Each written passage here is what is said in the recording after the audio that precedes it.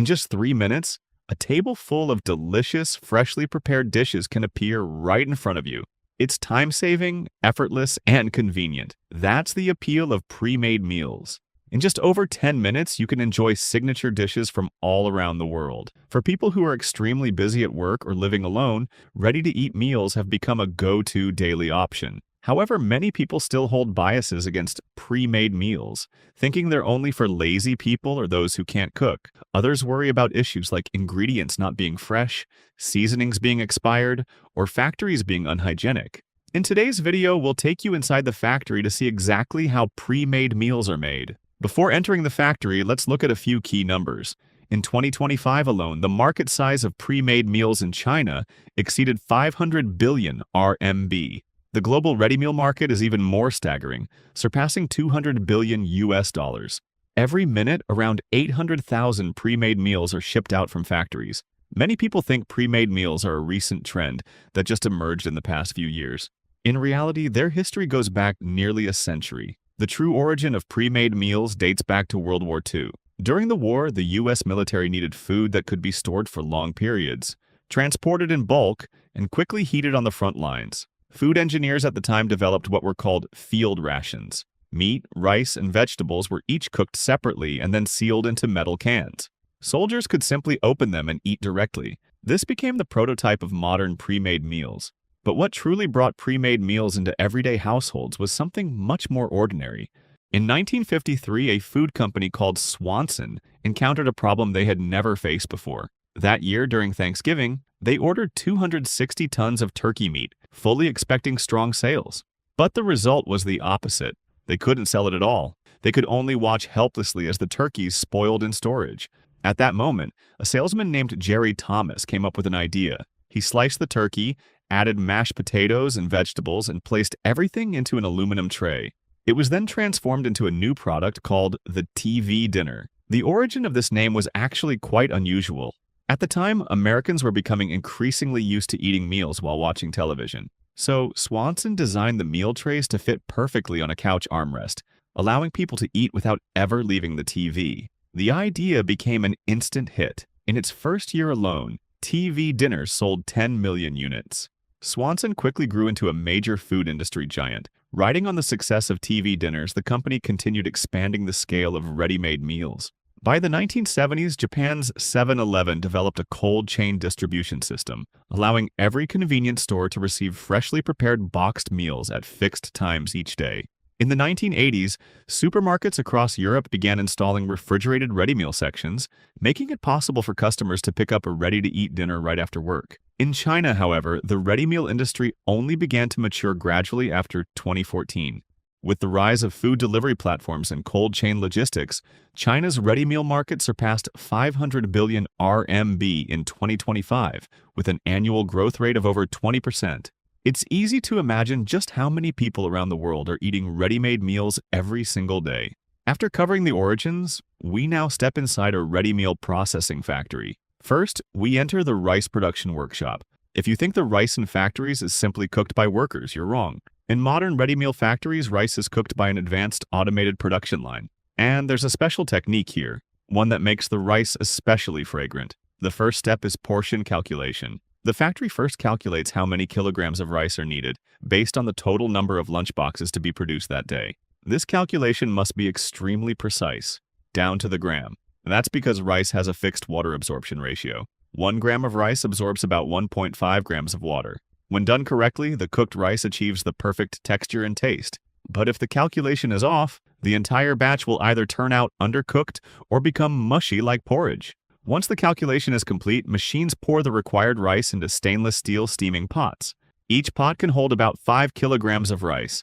Next, cold water is added into each pot. Here's an important detail. The factory seals the steaming pots and lets the rice soak in cold water for 15 to 30 minutes. This step allows the grains to absorb enough moisture in advance so that when cooked, each grain becomes evenly plump and fully hydrated. After soaking, the entire steaming pot is flipped over to drain out the water the rice has been sitting in. Then, clean water is added again. Why go through all this trouble? The reason is that the water used to soak the rice contains a large amount of starch and impurities. If this water were used directly to cook the rice, the final product would turn sticky and clump together, losing the light, separated texture that gives each grain its distinct bite. So, the factory chooses to replace the water a second time. Even if it means wasting water, they prioritize achieving perfect rice quality in the final product. This kind of detail is something even your mother might not necessarily know. After the water is replaced, the steaming pots are moved into a large steam chamber. Inside, both temperature and pressure are precisely controlled. As a result, every batch of rice is cooked under identical conditions, down to the exact minute and second. Each pot is steamed for 25 minutes, ensuring a completely consistent texture. Once finished, the cooked rice is sent to a rice holding station, which becomes one key step in the later bento assembly line. When an empty lunchbox reaches the rice dispensing station, machines release exactly 150 grams of rice into each container. This 150-gram portion is not random. It corresponds to the standard serving size for an adult. But rice is only the foundation of a ready meal. What truly determines whether a boxed meal tastes good or not are the side dishes and sauces. Ready-made meals are assembled according to different flavor profiles, combining multiple types of dishes. Most of the meat used is semi-processed. These semi-finished products have already been marinated, cooked, and stored at low temperatures at the supplier's facility. By the time they arrive at the ready meal factory, the meat is already in a frozen state. Factories use automatic feeding machines connected directly to cold storage units filled with various frozen meat products. As each lunchbox passes along the conveyor belt under the feeding station, the machine dispenses a precise portion of meat into it. This dispensing process is extremely accurate, because consumers absolutely hate it when the portions in each meal box vary too much. Vegetables are handled in a slightly different way. Most of the vegetables used in ready meals are first pre-cooked and then rapidly chilled. This so-called pre-boiling process involves briefly blanching the vegetables in boiling water for just a few dozen seconds. This step deactivates the enzymes inside the vegetables. Without this process, the vegetables would turn yellow during later freezing and reheating stages, their texture would become mushy, and a large amount of nutrients would be lost. They are then precisely portioned into each lunchbox using the same automated dispensing system. Next comes the most critical part, the sauce. A boxed meal without sauce is like a dish without a soul. People who have eaten ready-made meals may share the same impression. It often feels like there isn't quite enough sauce. But here's the truth. The amount of sauce is determined after tens of thousands of factory tests.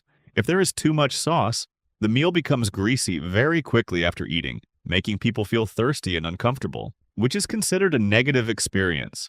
However, if the balance is just right, leaving you slightly unsatisfied but looking forward to the next time you eat it, that is exactly the result the factory is aiming for. That's why sauce portions in ready meals are all preset and standardized. Now let's look at another ready meal category that has become especially popular in recent years, salad bowls. At first glance, salads seem like the simplest type of ready meal. After all, there's no boiling, no frying, and no steaming involved. But in reality, the production process for salad bowls may actually be the most demanding and meticulous of all ready meal types. The biggest challenge is not the ingredients themselves, but how to keep a salad bowl from spoiling within 24 hours. If you simply mix different vegetables with salad dressing and pack them into a box, the colors and freshness can start to deteriorate within just a few dozen hours. The factory's solution is a compartmentalized container design. Different vegetables are placed into separate sections, so each ingredient is isolated and does not affect the others. The dressing is sealed separately in an individual packet. This design significantly extends the shelf life of the vegetables. However, what truly determines how long a salad bowl stays fresh is the temperature of the assembly area. The production line for salad bowls is strictly controlled at below 39 degrees Fahrenheit. This temperature sits just above the freezing point of water, which helps maximize the suppression of bacterial growth while still preventing delicate lettuce from freezing and getting damaged. The entire workshop air is also continuously purified by filtration systems. As a result, the production cost is even higher than that of standard ready meal boxed dishes. This is one of the main reasons salad bowls tend to be more expensive. Once assembled, the meal boxes are sent into a rapid freezing chamber where extreme cold instantly locks in freshness. The entire process takes about 30 minutes. After 30 minutes, the core temperature of the food drops to minus 18 degrees Celsius, 0 degrees Fahrenheit. This cooling speed is more than 20 times faster than a household freezer. Why does it need to be so fast? Because during slow freezing, water inside the food forms large ice crystals. These ice crystals can puncture cell walls, causing the food to become mushy and lifeless after thawing. This severely affects both texture and appearance. Rapid freezing, on the other hand, prevents large ice crystals from forming. As a result, after reheating or thawing, the chicken remains tender and juicy, the rice stays fluffy and separated, and the vegetables remain bright green and fresh-looking. After the rapid freezing process is completed, the meal boxes are sent to the packaging workshop. The cleanliness level of this area is almost comparable to that of a semiconductor fabrication facility. Workers must wear sterile suits, masks, and caps before entering. Once packaging is finished, each box is labeled and assigned a special QR code. By scanning this code, consumers can trace the entire history of the meal, including ingredient sources, production factory, and exact manufacturing time. Finally, the boxed meals are loaded onto refrigerated trucks in bulk and shipped to convenience stores across the country. From raw ingredients entering the factory to finished products being loaded for delivery, the entire process can take as little as 3 hours. In the ready meal industry, there are dozens of subcategories, each with its own unique production process and use case. The first category is chilled ready meals. These are the boxed meals you typically find in convenience stores. Their shelf life is no more than 72 hours, and they must be stored under refrigeration, below 35 degrees Fahrenheit. The second category is frozen ready meals. These can last anywhere from 6 months to a year. They must be stored in a frozen environment at minus 18 degrees Celsius, 0 degrees Fahrenheit, such as frozen poultry products. They are also generally cheaper than chilled meals.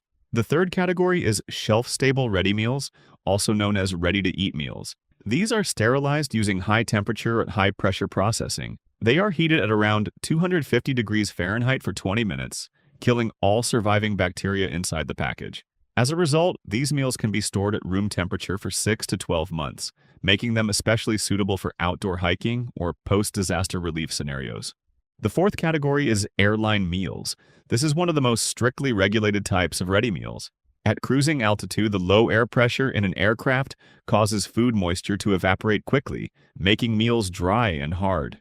To address this, factories intentionally increase the thickness of sauces to about twice the normal level and cut meat into thicker portions, so passengers can still experience a relatively normal texture even at 10,000 meters in the air. The sixth category is space meals. Astronauts aboard space stations consume specially engineered ready meals. Using freeze-drying technology, all moisture in the food is removed in a vacuum environment. This reduces the food's volume to 1/5 of its original size, and its weight to just 1/10. All that is needed is to inject hot water into the meal pouch, and within minutes it returns to its original form. At this point, you may have realized something. Airline food is actually a type of ready meal, and ready meals have already reached outer space. This shows just how widely they are used, from office workers using ready meals as a substitute for cooking at home, saving both time and effort, to schools, factories, transportation systems, and even space missions. Ready meals have become an indispensable product of modern society.